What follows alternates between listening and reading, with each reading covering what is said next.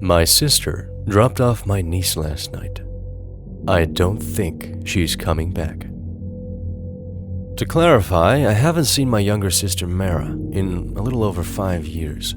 She was a little over 18 years old, a few months pregnant, and was determined to keep her baby. I told her exactly what I thought. I thought she was an idiot, and that she either had to give it up for adoption, or I'd drive her to the clinic myself. We had a screaming fight before she stormed out, saying she was going to stay with her baby's daddy, and that they'd be a happy family together. Like I said, it's been 5 years. 5 years and a lot changed.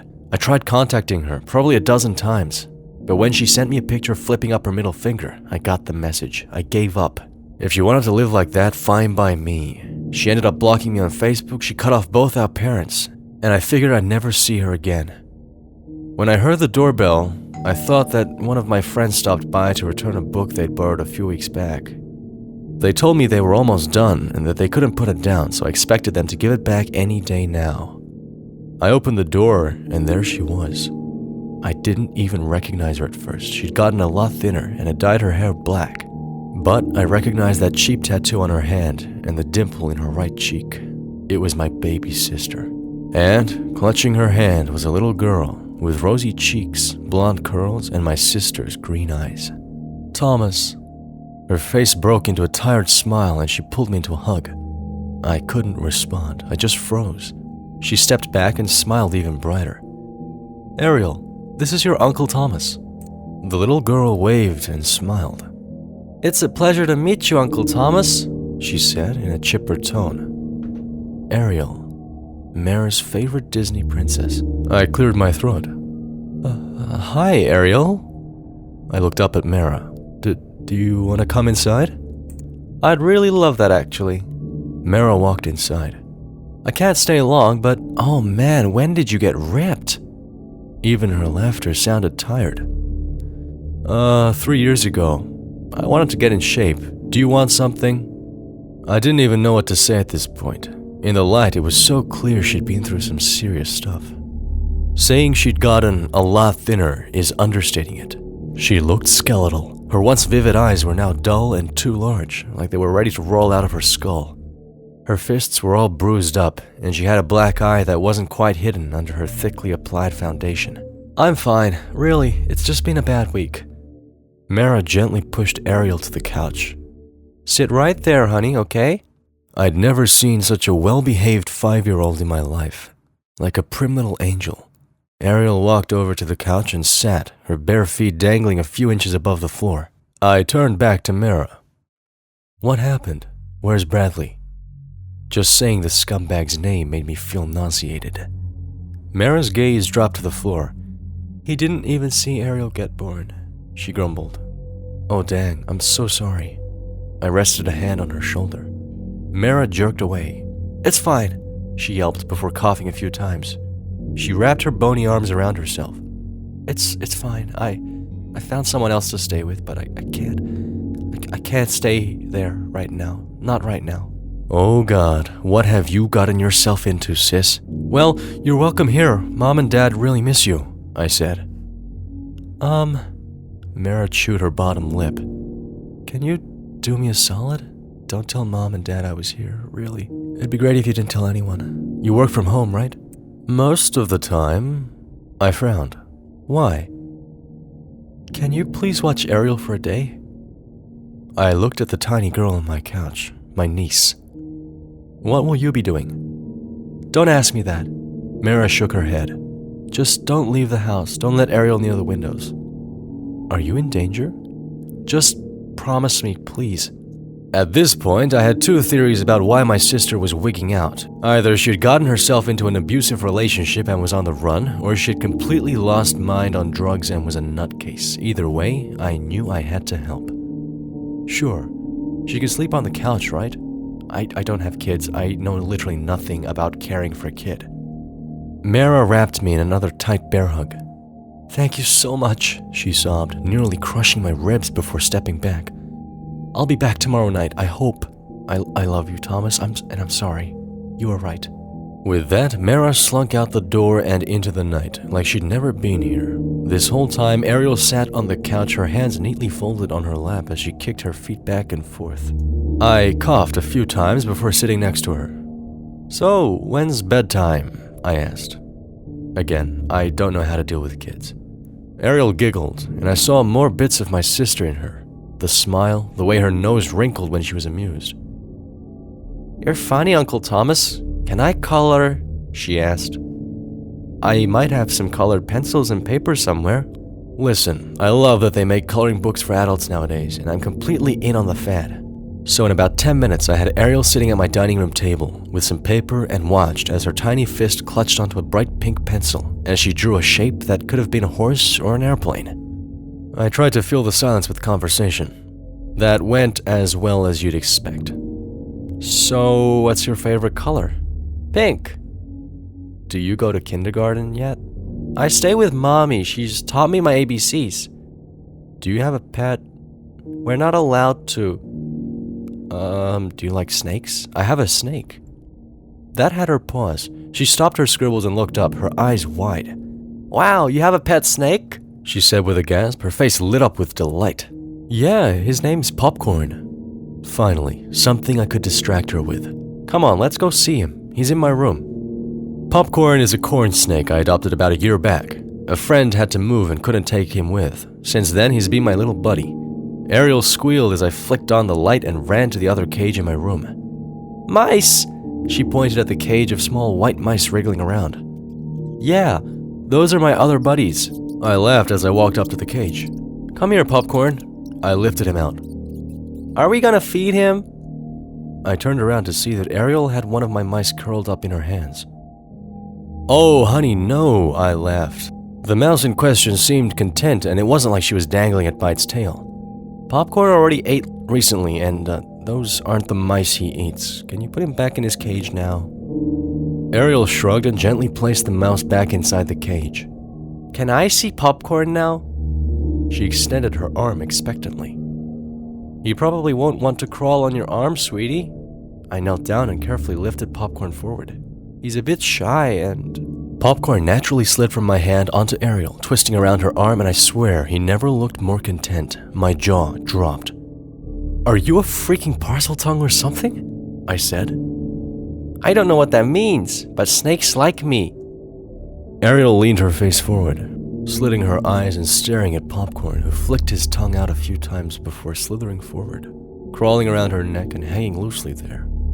Father says it's because they know I'm their friend. Father? I thought your mom said your dad wasn't around.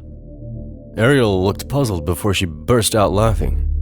Oh, no. Father isn't my daddy. I don't have a daddy. Father is all of our father. I felt an unpleasant chill go down my spine. What is this father like? I asked carefully. He's very kind. Ariel grinned and nodded her head. He reads from the book every morning and makes sure that we all know right from wrong. One of my friends, her daddy, is the father, but he's not my daddy. He wants us all to stick together. Last week, he chose me for something really important. What was that? I had to know. What the heck had Mara gotten into? Ariel glanced out the window. Well, I'm not supposed to say, but... Ariel giggled and clapped her hands. I'm going to be the daughter! What? I had no idea what to say to that. Really? I found myself looking out the window as well, almost expecting someone to be there. And what does that mean? I have no idea. Ariel removed Popcorn from her neck and handed him back to me. I'm hungry. I'm gonna get something to eat, she said before running out of the room. I settled Popcorn back into his cage and gently ran my finger down his back. I'm gonna kick Mara's butt when she gets back, I grumbled before heading back into the kitchen. I saw Ariel peering into the freezer. Do you want pizza rolls, Ariel? It might have been close to midnight, but I had no idea when she'd eaten last. Or chicken strips. I heard a crunch and the sound of chewing. No, thank you. Swallow. I found something yummy. Another crunch. Frowning, I walked up to Ariel. Honey, you can't just eat something frozen. I turned her around and the words died in my mouth. Ariel was clutching my bag of frozen feeder mice in her hands, her mouth smeared with blood. What the hell? Ariel! I grabbed a paper towel and wiped off her face. Jesus Christ, kid, you don't eat mice? Why not? Ariel cocked her head to the side. Popcorn eats mice? Well, you're not popcorn. Oh shoot, Mara's gonna kill me. I groaned and put the feeder mice back on the top shelf. She'd have to dig past the frozen bread to get it. How about we have some pizza rolls instead? Ariel pouted and crossed her arms. I don't want pizza rolls, she grumbled. Can I go to bed now? I ended up just putting Ariel to sleep on the couch. I was done. That was my limit. Children eating fucking frozen mice? I woke up about midnight to see her standing over the mice cage. The lid had been taken off and her head was cocked to the side. I almost sat up and asked what the hell she was doing when she opened her mouth, and something long and thin fell out of her mouth, plopping onto the floor of the cage. For a second, I thought she had popcorn in her mouth, but a glance confirmed the popcorn was still chilling in his cage under his lamp. Ariel's tongue slowly felt its way around the cage, slithering around until it touched one of the sleeping mice. I don't know why they were asleep. They were usually jumping around this time of night. Her tongue slowly wrapped around the mouse and lifted it to her mouth. It hung limply in its grasp until she brought it into her mouth. Then it jerked about, and I heard it squeal before she brought her jaws down on it. That crunch was one of the most horrifying things I'd ever heard. Humming pleasantly, Ariel skipped out of the room and back to the couch. In just a few minutes, I heard her softly snoring. I didn't get a wink of sleep the rest of the night. Ariel's been a normal kid all day, but I can't shake that image out of my head, of her tongue just dragging that mouse to its doom. I counted them to make sure, and one was absolutely gone. But what's worse is that Mara's not come back. I've tried texting her, but apparently her phone number belongs to someone else now. And I swear I've seen the same car drive past my house 5 times today. I don't know what to do. And I'm scared of what I'll see if I wake up tonight and see Ariel again.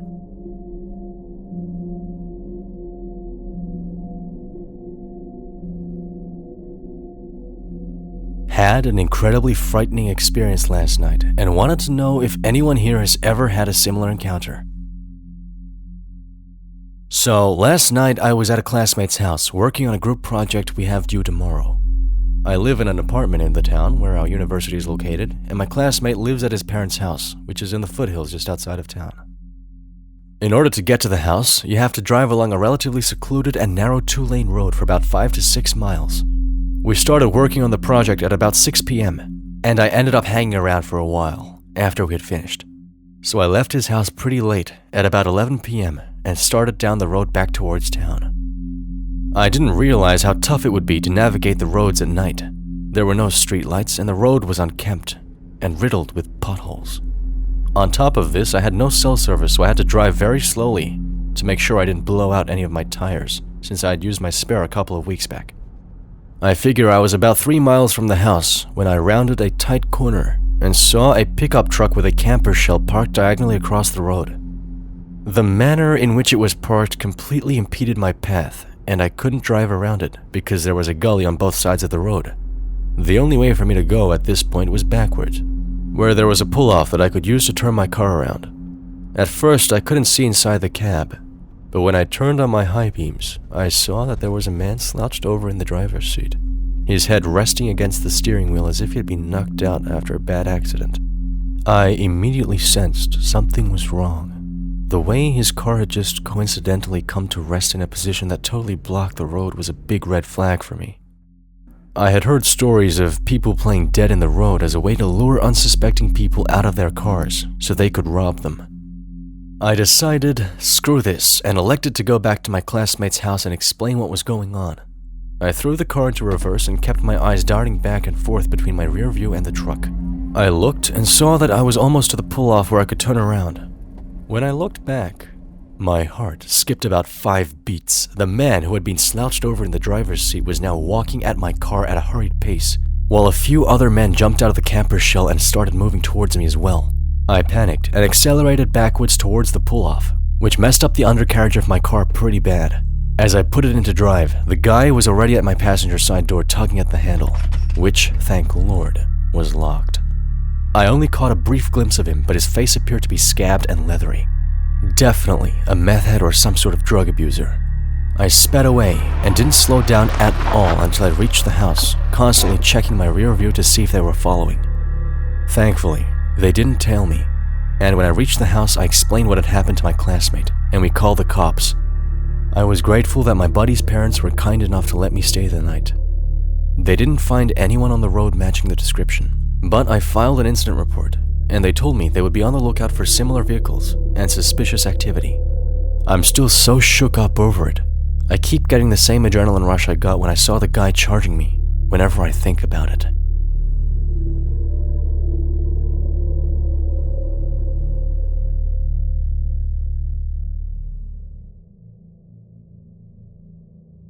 My friend went crazy. Later found out she sent a guy 65,000 texts after one date and broke into his house. A lot of people may have heard about this girl. She was all over the news after she stalked a guy, bombarded him with 65,000 texts, and broke into his house all over one date. We met shortly after she went on that one date with him, and we were friends for a while before she broke into his house. At first, she seemed like a nice, albeit quirky person. I met her when I spent a couple of months visiting the west coast of the US in summer 2017. I thought she was cute, and we spent a lot of time together. We were living next door to each other for a few weeks, and we were never really more than friends. I stopped having any sort of non-platonic feelings after she started to talk a lot about a guy she had met on some dating website. Apparently, he was her soulmate, and she had somehow been guided to him by following her birth calendar. I would only later come to know that they had only been on one date, and he never spoke to her again. I thought that was weird, but I enjoyed our conversations for the most part, and she was funny and nice, so we remained friends. Eventually, she moved on to short flings with a guy and then another girl from Tinder, all the while still talking to me about this guy that she was going to marry, saying she liked how jealous he got when she would tell him about hooking up with other people. A couple of weeks later, she started to get really erratic. I confronted her a few times about how she was acting, and she told me that she had recently stopped taking her meds but would start taking them again. She came home one day and decided to tell me that she had a court date coming up for a DUI. Her plan was instead to leave the country and go to South America. I told her what a dumb idea that was, and even though she actually went all the way to the airport in a different city, she wound up coming back. Apparently, her soulmate was no longer answering her texts, and she took that as a sign that she should drag her butt back to where he was and fix their relationship. She was upset that he might be seeing other people, even though it seemed okay to her that she was seeing other people. Later on, she told me she had texted him and said if he blocked her, she would know that meant he wanted her to come find him. Obviously, he blocked her. Obviously, that didn't go over well with her. So she moved a couple of days later, and the summer was ending, and I moved back to the East Coast.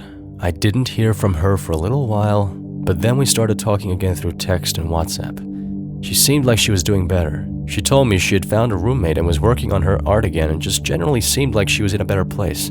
I was happy to have my friend back and healthy, but that didn't last longer than a couple of months. Eventually, her behavior started to seem erratic again. She was sending dozens of texts at a time, and they were all over the place. Several of them had to do with her soulmate and how she was still following him even though he had called the police and blocked her. I told her to stop, tried to get her to take her meds, and tried to reason with her 100 times. I was on the opposite side of the country and had no way of getting in touch with her family, who I never knew much about, or friends to try and get them to help her. She was a kind person and a good friend when she was taking care of her mental health, and I cared about her, but I couldn't force her to take care of herself. One day, I set aside some time to call her, and I told her that she was overwhelming me and that she really needed to reach out to her family or someone who could help her. She told me I couldn't do that because she needed to stay with me or she would have to go back to her ex-husband. I don't think any of this is true, but she thought her ex-husband was going to have her killed or followed.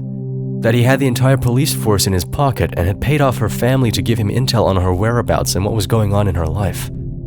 I had just moved for a job and I lived in a small studio in a big city. I had no room for anyone to stay long term, and I wasn't about to do that anyway since she was starting to scare me at this point. She asked me if I was still living at my address, which really freaked me out because I'd never given her my address or put it anywhere online, and she wouldn't tell me how she got it. I asked her to leave me alone and told her we couldn't be friends anymore unless she took some steps to get better. She obviously didn't take this well. Though I hated my tiny, cramped apartment, the reason I was drawn to it was because it had great security.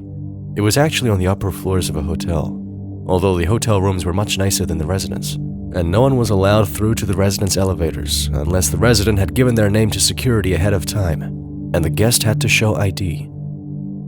After what happened next, I loved my cramped little apartment because the staff kept me safe. It had been over a week since I talked to her, because I blocked her number and blocked her on WhatsApp. She tried texting me from 4 different phone numbers using text-free, etc., but I just blocked them all and never responded. I was walking home from work one day, and I was sure I saw her across the street from my building, but it was storming out and I didn't get a good view. I rushed upstairs and calmed myself down in my apartment. Maybe I was just being paranoid. It's a big city. Lots of people have brown hair and glasses. I'm just worried about her. But then the phone rang. The desk was calling to see if I had gotten to let them know I had a visitor. My heart sank. I asked them who was waiting. They said they tried asking for her name or ID, but she just walked out, and I knew it was her from the way they described her. I texted a mutual friend from over the summer. I wasn't really close with him, so we hadn't stayed in touch, but he told me she had lost it, and that he had blocked her too. Apparently, she had gone back on the dating site she had met her soulmate on and found someone who looked just like him in my city. She was convinced it was him and had come to find him. This was a very touristy city, but there was just no way this guy had coincidentally come out here. I was sure she had gone bonkers, and I knew she was well aware of where that guy actually lived. I took a page out of her book and used a text-free number to text her that she should leave me alone and that I would call the cops if she ever came near me or my building again. In retrospect, I shouldn't have contacted her at all, but I was emotional and not using my better judgment. She texted back immediately, saying she just wanted to know if I could help her find something. I didn't reply, and ended up deleting the text-free app so she couldn't reach me again. I lived in a very crowded area, and I knew she couldn't get into my building, but I was still scared whenever I had to take public transit alone at night, or was walking through less crowded areas to get home. I had a friend who used to work for the police, but not in this city, or at the time this all happened. And she would drive or walk me home from work whenever she could for a while. She told me I should go ahead and report it, even though they couldn't really do anything since she hadn't hurt me and nothing really happened. But I was embarrassed, and again, I didn't use my better judgment. I felt like it was my fault for engaging with her for so long. I knew she was mentally unstable, and I would still try to be her friend and help her. Maybe I gave her the wrong idea that I could do more for her.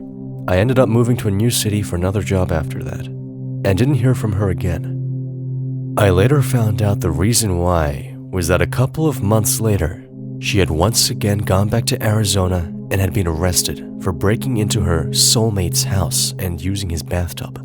They found a large knife in her car.